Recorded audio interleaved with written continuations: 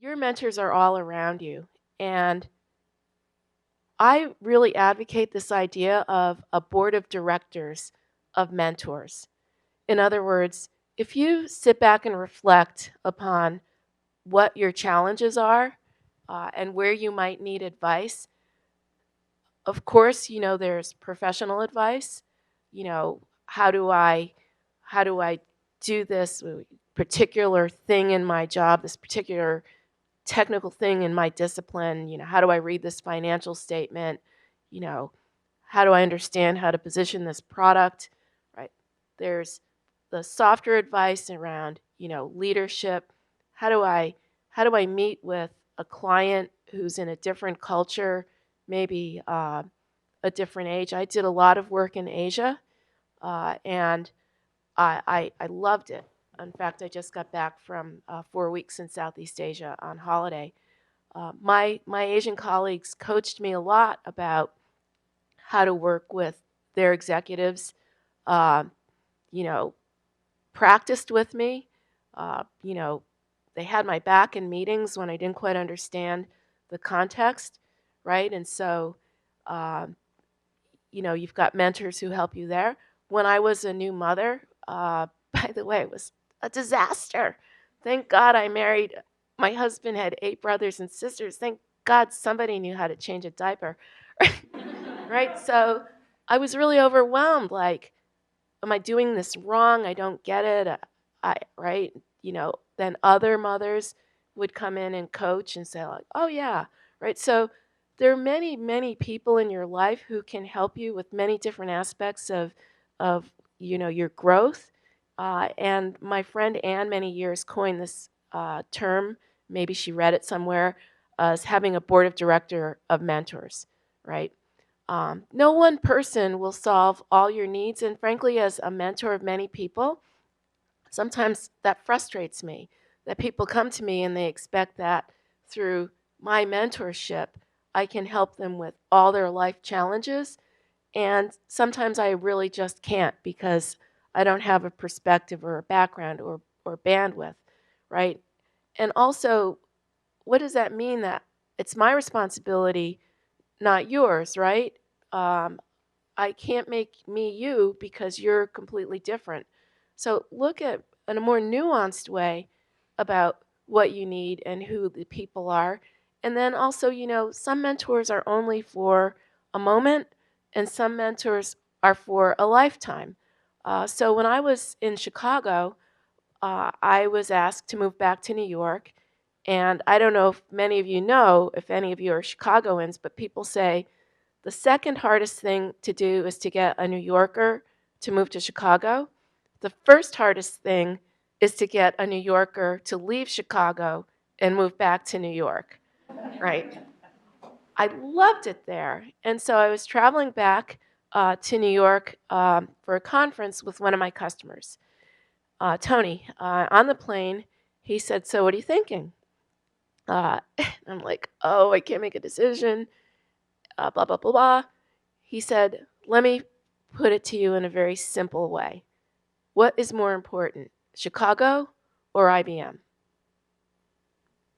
Oh, IBM, right? IBM headquarters was in New York. The opportunity I had was spectacular. I had to make that decision. I did. I went back to New York. Tony and I spoke a couple times after that. We fell out of touch.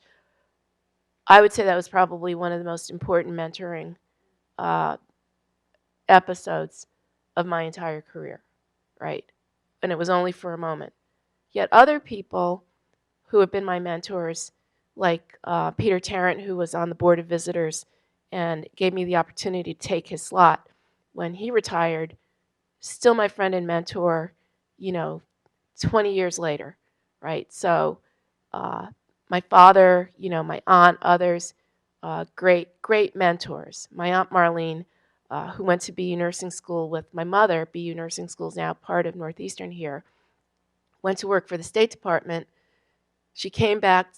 I was living in New York. She got one look at me, wild hair, no makeup.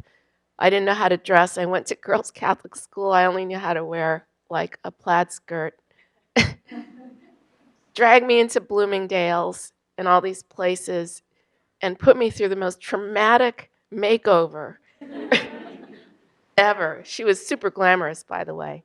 I toned it back down, but really, I used to spend every night with her after work and go over the day, and she'd say, you did that wrong, you did that right, we're going to practice this. Tremendous mentor, right? So she wasn't my boss, right? She wasn't, my colleague. I'm just trying to give you examples of the fact that your mentors are all around you. And think of this idea of a board of directors of mentorship, a mentorship board of directors, and allow people to come in and out. Now, sponsors are very, very different. Sponsors are people who push or pull you up the organization, right? These are the people, you can't actually see them a lot of times. I first got a load of sponsorship when I was in my early 40s. I was talking to an executive who I had a good relationship with, and he said, he used to call me kid. And by the way, I think it was Professor Larson actually talked about somebody she started off on a bad note with. Well, he and I started off on a very, very bad note.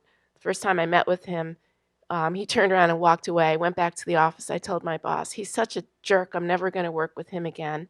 My boss called him. He sent me flowers.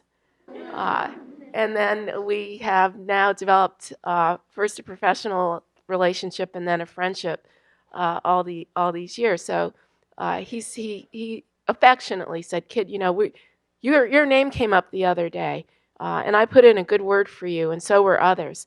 This is when I started to get an idea of the back channel that goes on, that people are really making decisions about you. And these people who speak on your behalf, or as Juliet said, use their political capital on your behalf, these are your sponsors. How do you spot them? Well, for me, sponsors usually were people I worked for and had a good relationship with and performed well for, and then they went on to advocate for me or to have me be part of their circle or their club, and would pull me with them. And so if you think really hard and you observe people around you, you can see a lot of your sponsors. But an interesting thing that I want all of you to keep in mind, because you're very young, is that sponsors come and go, right? They retire, they fall out of favor, they move to a different company. And there was a point in my career where actually almost all of my sponsors had left the company and I hadn't been paying attention, right? And so I knew that I had to redouble and focus on that. When I would work for somebody, I would have the attitude of, what is it going to take for me to be indispensable to this person?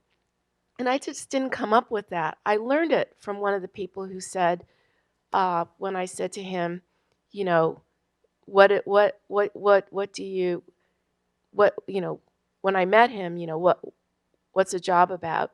And he said to me, you did not ask me, what are my measures of success, Lauren? Okay, so I'm highly embarrassed and slightly scared of him because he was like a super fabulous leader. And boy, I took that to heart. And ever after that day, I'd say to my new boss or new leadership, because at IBM, we often work for several people at the same time. What are your measures of success, right? And in that, I would know what they needed to be successful to become indispensable part of their inner circle, part of their sponsorship. So mentors, think about having a board of directors of mentors and sponsors. Start early cultivating those relationships, spotting these people, and keeping a mental inventory of where are they in your life and what does that mean to your particular circumstance, and do you need to continue to acquire more.